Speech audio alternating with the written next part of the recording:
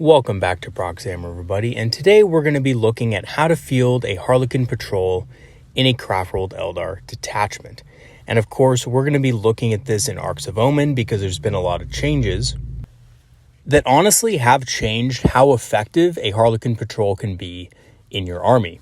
And I, for one, think that Arks of Omen has actually improved the viability of Harlequins in Craftworld armies, despite the huge nerfs that Harlequins got.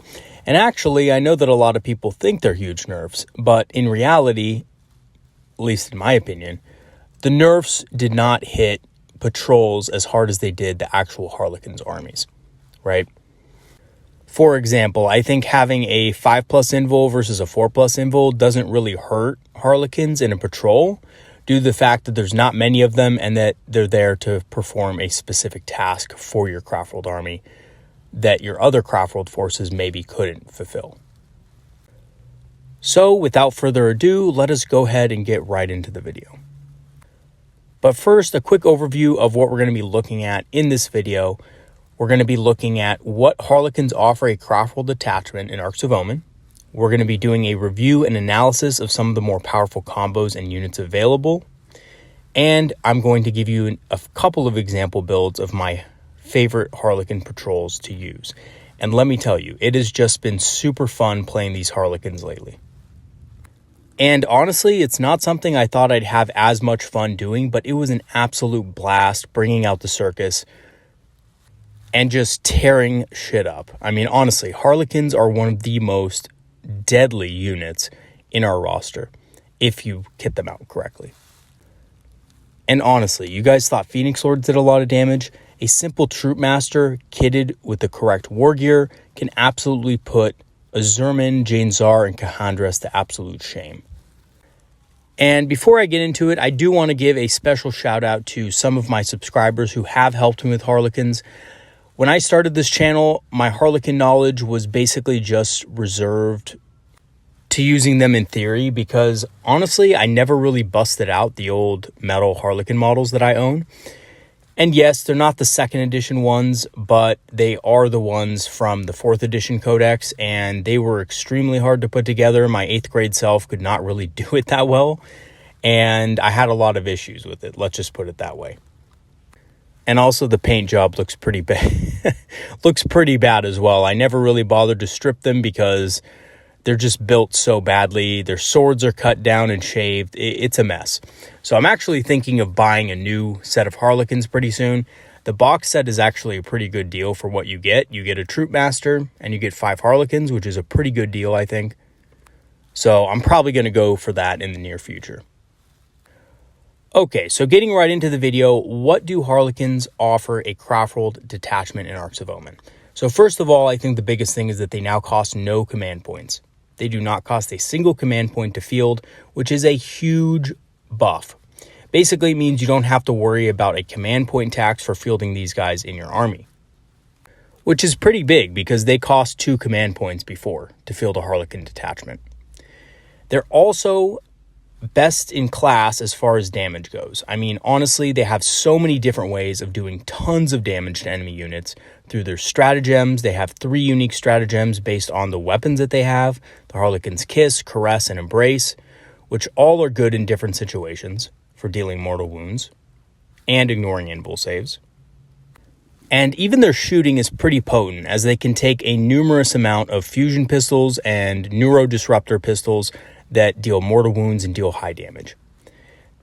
They also have, again, a slew of stratagems available to them, and not only just to deal damage to enemies, but also to basically get out of sticky situations. So a lot of survival stratagems. They can go back into reserve, they can go back into a transport, and basically just troll enemies like no other, and I will talk about those more in depth later in this video. And lastly, they have access to extremely powerful psychic powers and abilities through their pivotal roles and through just the fact that they have so many different relics and warlord traits that are, in my opinion, a lot more powerful than some of the regular Craftworld ones. They have extremely insane abilities. And all of this together provides an excellent basis to use Harlequins in your Craftworld army to deal with things that regular aspect warriors just couldn't do. And I like to think of Harlequins kind of like a Swiss Army knife, but better. So imagine your Swiss Army knife, instead of having, the crappy tools that it has, the little screwdriver and the little toothpick and stuff like that, yeah, they're there, but they're not really the best. Just imagine a huge one with actual tools in it. That's the Harlequins, basically. So, yes, that crappy toothpick is not just a crappy toothpick with Harlequins. It's a full box of fully fledged metal toothpicks that will just get anything out of your teeth that you want. I mean, honestly, I've been playing quite a few games against Dark Angels lately, and I can tell you that in our games, the Harlequins have been one of the most useful tools in taking out the Thunderhammer Stormshield Terminators that everybody's been talking about, just because of the sheer amount of mortal wounds they can do, just the sheer amount of damage they can put out for their cost is absolutely staggering. And again, with the right command point support and with the Troop Master in tow with the correct build, they can just slaughter those Terminators like no other. And then the cool thing is right after, they can hop back in their transport and not be shot at the next turn, which is another trick that Harlequins are really good at doing, by the way. Okay, so right off the bat, I do want to mention Harlequin patrols can take one of 3 army bonuses. So unlike regular patrols that maybe couldn't benefit from their army bonuses, Harlequin patrols can still benefit from having these 3 traits. So there's a Twilight trait, there's a Light trait, and then there's a Dark trait. I'm just going to go over the Dark trait today because that's basically all I've been using in my Harlequin patrols lately. And basically it does this. It improves the armor penetration characteristic of all your Harlequin units, 1. And 2, if any time your Harlequins are destroyed by a melee attack in combat on a roll of a 4+, the attacking unit suffers a mortal wound.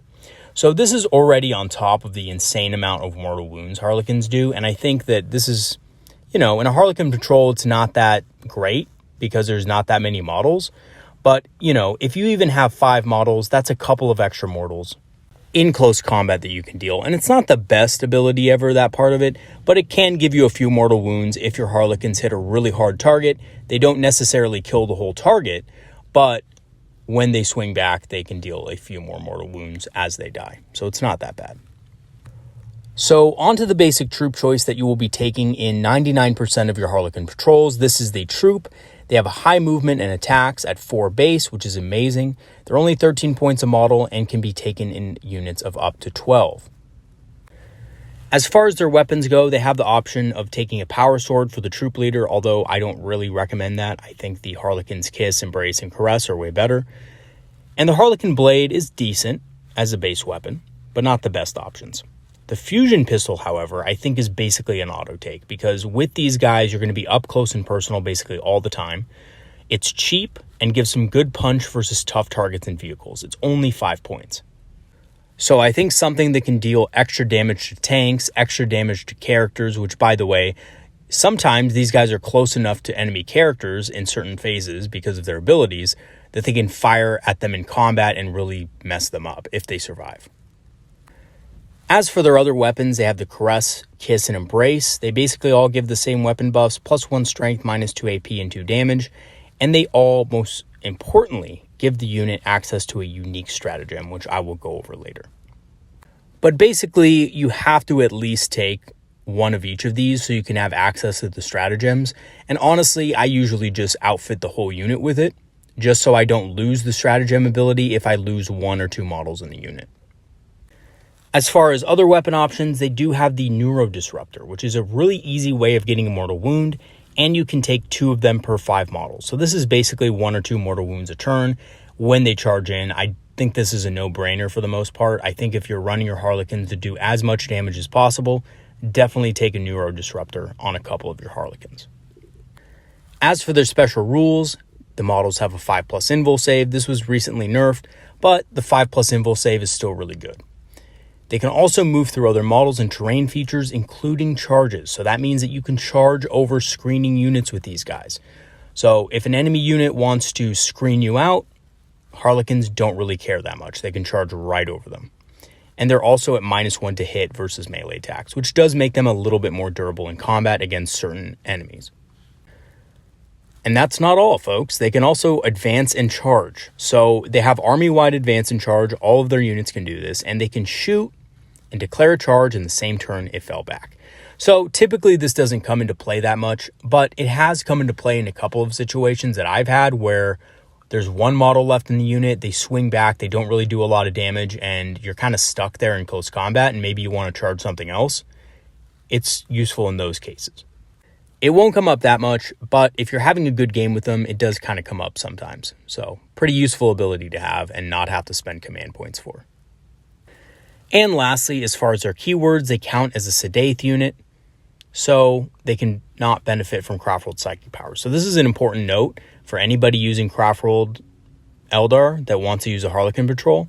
They cannot benefit from Guide. They cannot benefit from Doom. Don't even try it. However, they do benefit from other things like Jinx, for example.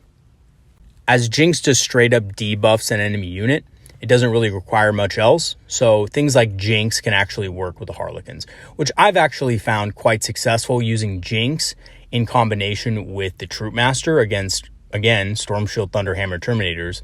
And I'm going to show you that combo in a second, and it is absolutely deadly. Okay, so as for their transport, I always recommend taking a transport with them if you have the extra points for it, and that is the Star Weaver. So the reason I like the Star Weaver is because it gives you access to a unique stratagem that allows your Harlequin unit, after fighting, to jump back into the Star Weaver. So if you survive a combat against an enemy unit, and maybe that enemy unit is a little bit too deadly to deal with in your opponent's phase, maybe you're afraid they'll fall back and shoot your Harlequins, then you can spend a command point to move them back in the Star Weaver. And the other cool thing is you can engage the Star Weaver in close combat too, because as far as its stats go, it has pretty good weapon skill and number of attacks, so it's not terrible in combat. It's very fast, but it has a low toughness and wounds. But you don't really need it for that. You kind of just needed to charge in and just be essentially there for your Harlequins to jump back into once they're done fighting in that close combat. It comes with 2 shuriken cannons, which again are pretty decent. They're free. Shuriken cannons are never a bad thing. They're not the best weapons out there. I wish this thing came with some Harlequin weapons or haywire launchers or something like that, but unfortunately we just have to deal with the shuriken cannons, but still pretty solid firepower from this thing. Like all Harlequin units, it also has a 5+ invul save and has a mini explosion when destroyed on a 6. It's open topped, so models embarked can shoot out of it, which is pretty decent. It doesn't always come up, to be honest with you, but it's pretty good, especially with fusion pistols and things like that.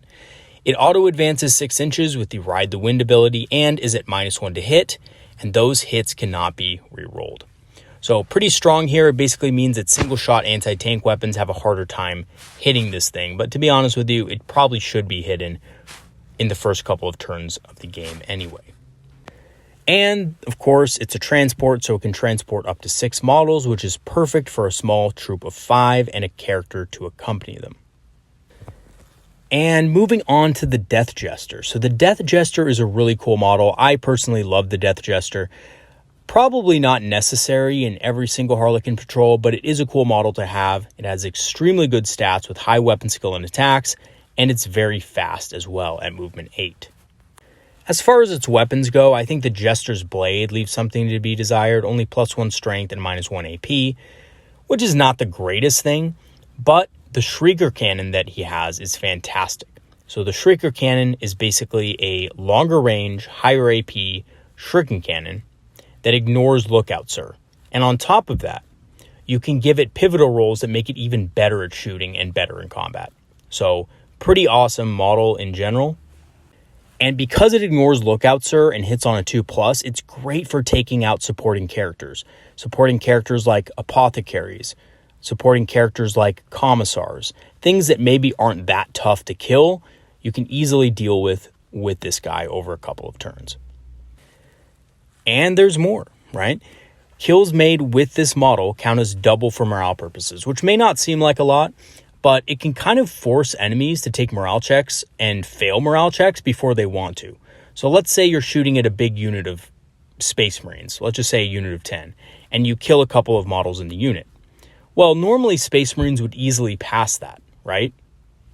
However, if you're instead counting as killing 4 models, that's a morale check that's going to be a lot harder to pass, right? And yeah, you're going to have to take combat attrition for that unit. So you could easily get 2 or 3 models running away that wouldn't have normally died, right? So that's pretty powerful actually on this model. It's not so good on units like Dark Reapers, I think, because they have a different purpose, but I think it's really good on something like this. And it also works in close combat. Like all Harlequins, he also has a 5+ invul save, can move through units, and melee attacks are at -1 to hit against them. He can advance and charge, and can also fall back and still shoot and charge as well. Now, his pivotal roles is really where things start to get crazy.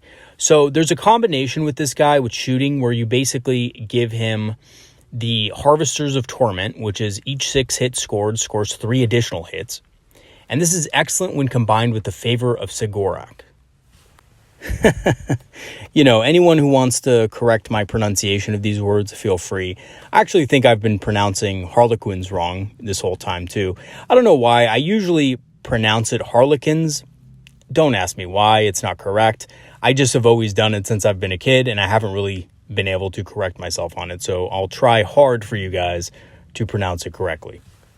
Okay, but anyway, so the Favor of Sigorak basically makes a roll an auto 6 once per turn. So that means you roll your dice. If you don't see a 6, you turn one into a 6. And if you have 2 6s in there, then you're going to get 2 6s. This is insane with the Death Jester. This basically means you can wipe out entire units with this guy, small units of 5, that is, characters, and honestly, much more. You can even take out light vehicles with this thing. So it does cost a command point for the Warlord trait, and the pivotal role also is more expensive, but it's very deadly. It's a very deadly combination. I personally didn't use this combination because I just didn't have the points for it. I used this combination instead. And this is the Rift Ghoul combination. So first of all, targets don't receive the benefits of cover versus range attacks made by the Jester. And also, each wound roll of a 4+ causes a mortal wound in addition to all damage on all attacks. That includes its melee. So the reason I gave it this is because I wanted it to be a dual threat. I wanted it to be a threat at range and in close combat. And the Rift Ghoul pivotal roll is a really good way of doing that, as it can cause a bunch of mortal wounds to enemy units on top of the mortal wound destruction that you're already doing with your troop and possibly with your Shadowseer or Troopmaster.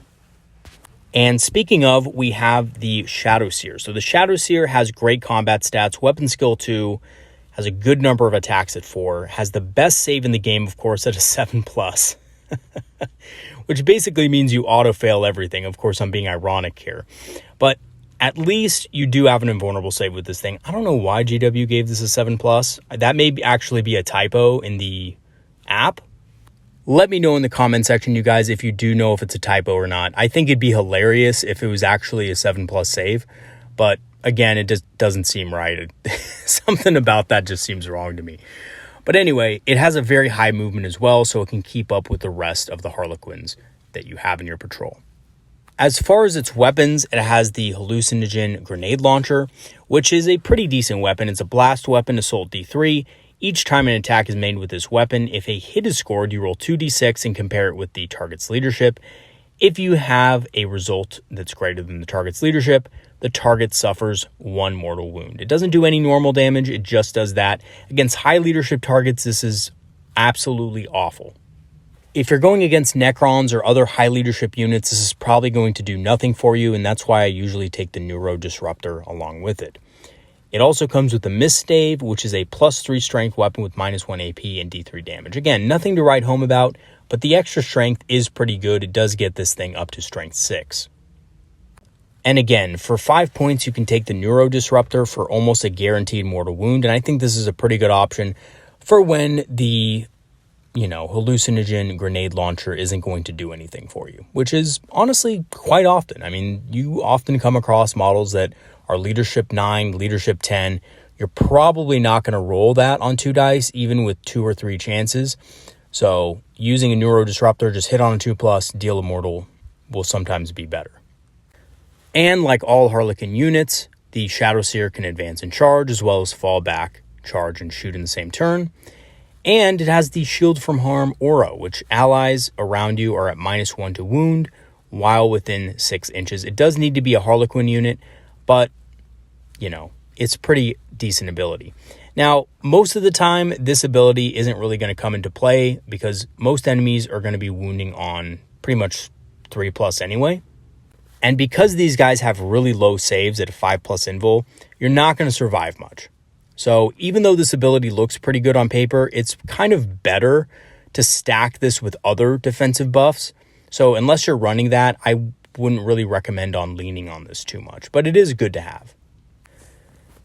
And the Shadowseer also has, of course, a 5+ invul save, can move through units, and is -1 to hit in melee combat.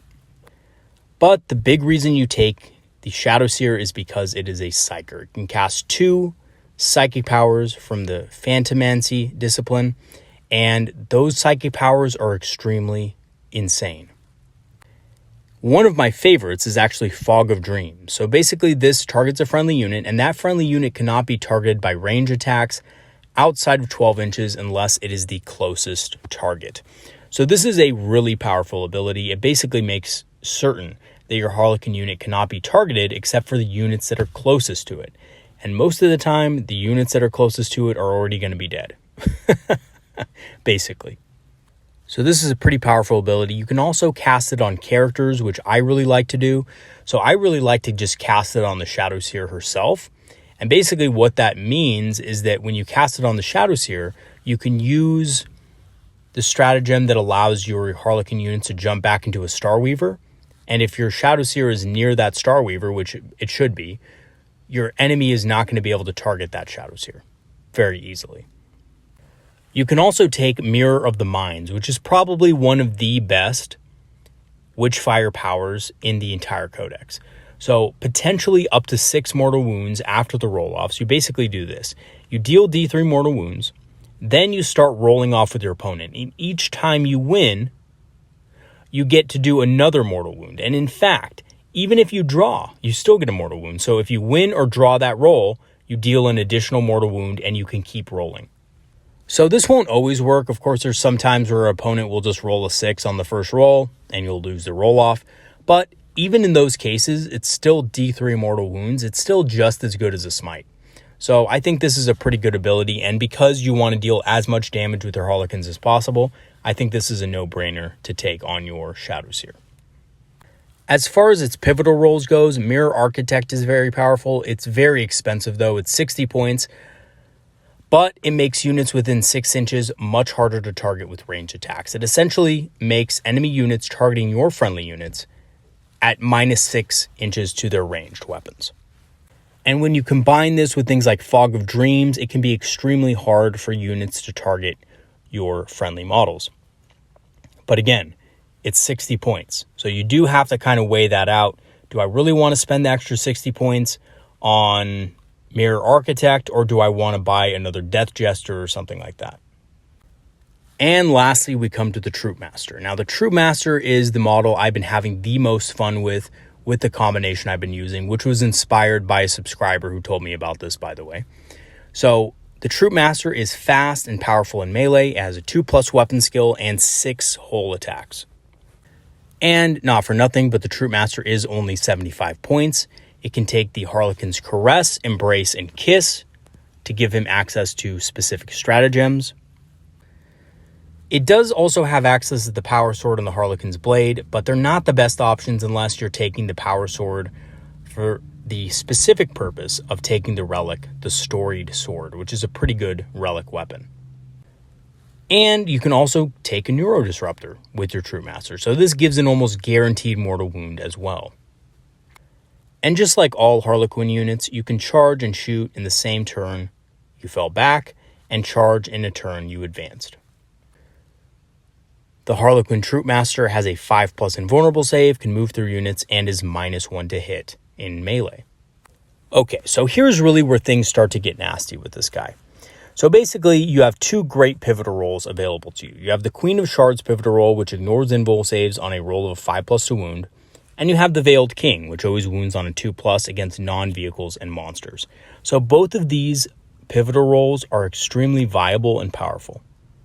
However, in the specific build that I was running Queen of Shards because I wanted to turn my Troop Master into a unit that could hit really hard targets and destroy them fairly effectively. This includes Demon Primarchs, by the way. So I did do that build. I will kind of go into it in a second. But yeah, both of these pivotal rolls are great choices. As far as the relics go, he has access to the Storied Sword, which is a very powerful relic that auto hits his targets and also has good damage in AP. And this is a pretty good ability. It auto hits, and if you do go with this build, I would actually go with the Veiled King pivotal roll, because it basically allows you to auto hit your targets and then wound on a 2+. So it's very good against infantry type targets. If you want to use your Troop Master to clear out lighter stuff, guaranteed stuff that may have a high toughness or things like transhuman, this is your guy, basically. And this is the weapon you want to use. However, my personal favorite is actually Sigorak's Rose. So this has great damage at 3 and allows you to reroll all wound rolls. It also gives you the Harlequin Kiss profile, which means that you can benefit from that stratagem. So when paired with the Queen of Shards and Player of the Dark, which, by the way, Player of the Dark makes all wounds on a 5+, cause an additional mortal wound of damage, you can basically guarantee ignoring most armor and invulnerable saves in the game. So I was basically using this build to throw into Thunderhammer Stormshield Terminators with Jinx. So check this out. Thunderhammer Stormshield Terminators get a 1+ save base and a 4+ invulnerable save. In Dark Angels, they also get Transhuman, basically, which is insanely powerful. It's basically why Dark Angels are sitting at like a 57% win rate in Arks of Omen. And I have to tell you, Dark Angels are a very strong army, but I think Eldar have a lot of tools to deal with them effectively, whereas other armies maybe don't, right? So I think that's one of the reasons why their win rate's so high, is because a lot of armies out there just don't have a good way to deal with Terminator spam like that. However, this build absolutely wrecks them. So essentially what you're getting here is you're getting 6 attacks that are hitting on 2+. And then when you roll the wound roll, yes, only 4+ is going to wound, but you don't really care, because the other thing Sigorak's Rose does is it allows you to reroll all wounds. So this is what you go ahead and do. You go ahead and have your 6 attacks, you roll your 6 attacks, you hit, probably going to hit 5 of them. And then when you roll to wound, you re-roll everything that is not a 5 or a 6, right? So basically you take your dice, you're probably going to get about 2 the first time and probably 1 the second. So that's 3 total. And with Jinx, you're doing insane damage with this. You're basically going to kill 3 Terminators base, and then your Dark Players bonus is going to deal 3 more mortal wounds, which equals another Terminator dead. But that's not all, folks. You can also stack this with the Harlequin's Kiss stratagem, and you can do even more mortal wounds. Basically, every 6 to wound that you roll will cause an additional mortal wound. And again, this guy also has a Neuro Disruptor, which is doing an additional mortal wound on top of that. So you guys get where I'm going with this. Basically, this unit, when kitted out right, can run into a Terminator unit, kill half of the squad, and then basically probably die in return, right? But if you combine this with an assault from a regular Harlequin unit, so just a regular unit of 5, you will probably end up killing that Terminator unit. And the reason being is because you have access to other stratagems which also ignore invulnerable saves. But, I mean, you really don't even have to ignore invulnerable saves. As long as you take out most of the enemy unit, you should be fine. And if you really want to make sure that that Terminator unit can't strike back with something like counteroffensive, you can always cast Horrify on it and make it strike last. So there's a lot of ways you can deal with Deathwing Terminators, and this is probably one of the most stylish ways, because you're basically ignoring all of their abilities, right? And I just really like that combination. I think it's extremely powerful. Okay, so moving on to the stratagems, you have Deadly Embrace. So this does mortals on a 4+ on charge for each member of the troop, which is pretty decent. It's better on bigger units, but it's still very decent on smaller units, as you can get 2 to 3 mortal wounds before the combat even begins. You have the Kiss of Death stratagem for the Harlequin's Kiss. So for each 6 to wound, you inflict a mortal wound in addition to normal damage. So that's pretty powerful. And you can also, again, use this on the Troop Master with the Sigorak's Rose combo I mentioned earlier for even more mortals. So I did mention this a little bit earlier, but yes, you can use it on that model, and he can get even more mortals out of this stratagem. And for 2 command points, you have the Oblivion's Caress stratagem, which allows your unit to ignore enemy invulnerable saves. So this is very powerful against units with strong invulnerable saves. Pretty good ability. It does cost a lot of command points, but it is very powerful and strong against certain targets. And this is the stratagem, the Curtain Falls, that I told you about, that you can basically use to troll the enemy army. So this allows a unit within 6 inches of a transport Starweaver to jump back into it after attacking in close combat. So this is very troll. This basically means that if you charge the Starweaver into something and your Harlequin unit, you can destroy that unit and then just hop back in the transport afterward and make it harder for your enemy to shoot your Harlequins inside. And this will extend the life of your Harlequins considerably, especially if you manage to get the Starweaver into combat and you keep the Starweaver in combat. So the best case scenario usually for this is you charge an enemy unit, you maybe kill everything but one model in the unit, and then your Starweaver is engaged with that one model, and then you just use the Harlequins to hop back inside. So basically what this means is that the enemy now has to fall back with that one model after taking morale, which they'll probably fail. And your Starweaver can either consolidate into something else if it has the movement for doing it, or basically just sit there and be a hard target for your enemy to shoot at. So either way, I think it's a really great ability, and it allows you to get more use out of your Harlequins than just a once and done kind of thing. And then we have the War Dancer stratagem. So I did want to address this. This is something that I saw a while back and thought this was the most powerful thing in the world. If you could spend the command points, it's really not, because even though it sounds really powerful, it has really limited applications. So units you hit will either be dead already, or you basically will have killed you in return, right? So if you charge in with a Harlequin unit and you don't kill your target to a significant amount, that target is probably going to swing back and kill you. Now, there are situations where this is good. I think this is really good against vehicles. So basically, if you charge a troop into a heavy vehicle, you can fight again at the end of the turn. So vehicles don't do a lot of damage in combat. You can charge this thing into, your troop into a Land Raider, deal a lot of damage to it, and then fight again if you have the command points to spare. So usually you won't, right? 3 command points is a pretty heavy tax, but it does allow you to fight again against those units. And oftentimes, if you are allowed to fight again, that Land Raider or whatever you charge into will most likely die if it had been damaged with the fusion pistols before you charged in, right? So it can be good. It's just very situational against the target that you select. And then we have the Virtuosos of the Webway stratagem, which basically means you can move a Harlequin unit into strategic reserve at the end of the movement phase. So because this happens after the start of the game, units moved in this way can come in on turns 4 and 5.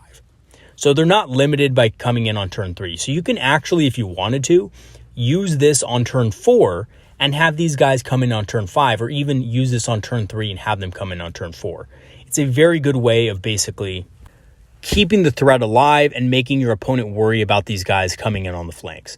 Especially in the later turns of the game, when these guys can come in deeper into the battlefield, your enemy is going to have a lot to worry about.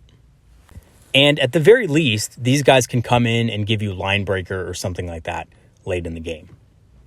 As far as the warlord traits that are good, I think a Foot in the Future is really good. So this is something that I didn't personally take in my army, but it is extremely effective. So basically, you advance more reliably. Instead of D6, you get D3 plus 3. And on top of that, each time you make a charge roll, you can add 6 to the result. Yes, I said that right. You don't just turn a dice into a 6, you add 6 to it. So on average, you'd be charging 13 inches with this guy. And remember, because he's also a Harlequin, or she, I guess, if it's a Shadowseer or something like that, you can also charge through enemy units. So not only are you charging 13 inches, which is insane, but you're also charging through everything to get to your target. Pretty awesome warlord trait, in my opinion. And then we have Player of the Dark. So I did mention this earlier.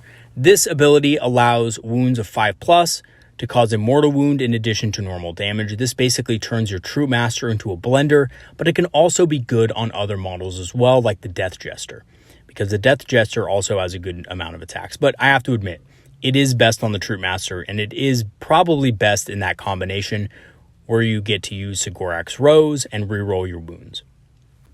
Okay, so I know I didn't go over all of the units. I know that there's a Solitaire and there's also Skyweavers in the Harlequin book as well. But I didn't want to go into those too much because I don't think those are units that honestly fit well within a Harlequin's patrol. So I chose to leave them out. But, you know, they are pretty solid units. I just don't think they quite fit. Of course, however, if you do disagree with that, please leave a comment in the comment section and let me know. I'm not a very experienced Harlequin player. I just know that the Solitaire, for example, can't take Warlord traits or relics, which really, in my opinion, hamper it when you have such good Warlord traits and relics to choose from when you're picking up a Harlequin patrol. Okay, so basically the first Harlequin patrol I used was using a Shadowseer with the Neuro Disruptor, Mirror of the Minds, and Fog of Dreams. So the idea behind this patrol was I was going to use the Shadowseer to do a lot of damage with Mirror of the Minds coming out of the Starweaver, and then cast Fog of Dreams on herself at the same time as charging in with the Starweaver and the troop together. So basically what this would do is it would allow the troop to get back into the Starweaver after combat was done with the Curtain Falls stratagem, and it would protect the Shadowseer from being shot at by certain things the next turn. And this actually worked out pretty good overall. So I was really happy with how it did work out.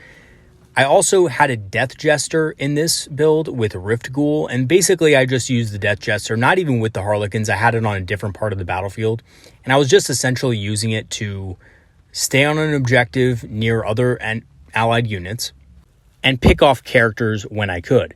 And when enemy units came close, I would be able to charge them and use the Rift Ghoul ability to do some really good damage.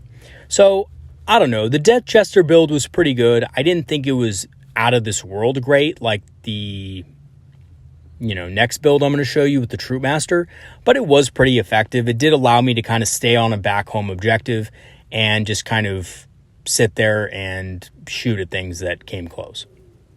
So it was pretty good. I also had some success actually keeping the Shadowseer back with the Death Jester and just using the Fog of Dreams ability to make him untargetable by range attacks, which is pretty good. Basically, it meant that this guy could stay on an objective and do very well for himself.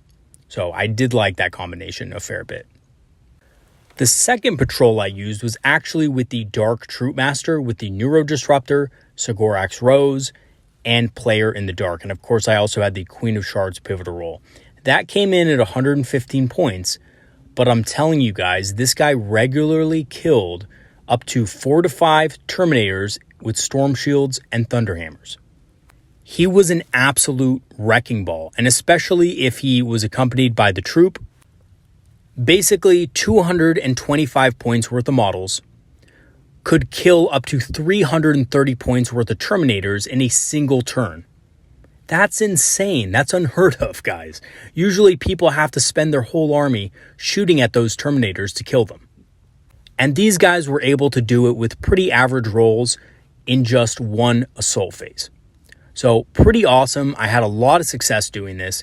And to be honest with you guys as well, it was just really fun to use, honestly. Being able to charge a single model that's not a monstrous creature or anything like that, not a Primarch, not anything like that, into a unit of 10 Thunderhammer Storm Shield Terminators and know that you're going to kill about 4 to 5 of them was awesome.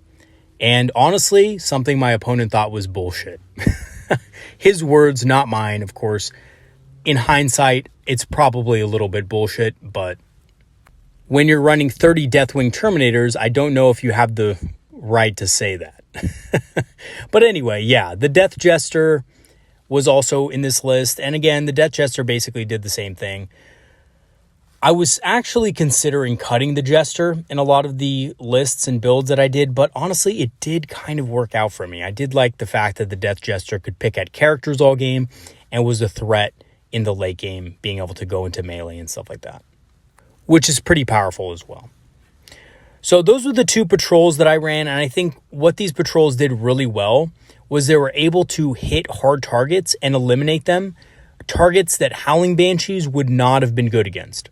So just to let you guys know, 5 Howling Banshees into Terminators that have Storm Shields and Thunderhammers is not the best trade. And basically the reason why this is because of the fact that they have Transhuman, the Deathwing Terminators that is, they have transhuman, and on top of that, they have stratagems that allow them to get things like -1 damage against you and stuff like that, which is extremely powerful as well. Fortunately, if your opponent doesn't have the command points available at the time to use that, it's okay. But even so, even with the, -1 damage debuff gone, Howling Banshees do a very poor job against Thunderhammer, Storm Shield, Deathwing Terminators. They just don't trade well into them. Probably mostly because of the invul save being a 4+ and the fact that they do have transhuman, it makes it a little bit hard for Banshees to do good work against them. And you would really need to use Guide and Doom and just basically put a bunch of resources into that fight.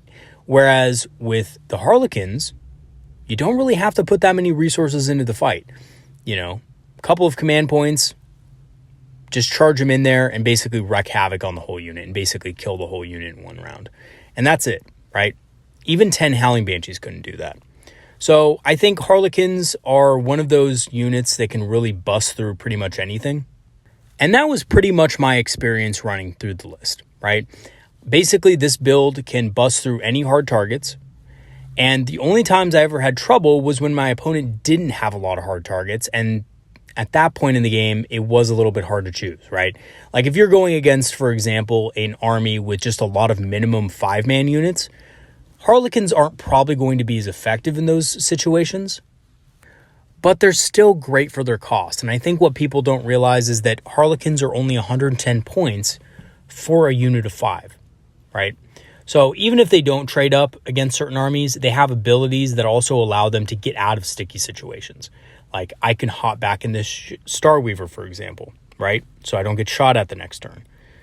I can use Virtuosos with the Webway and basically just hop back into Strategic Reserve.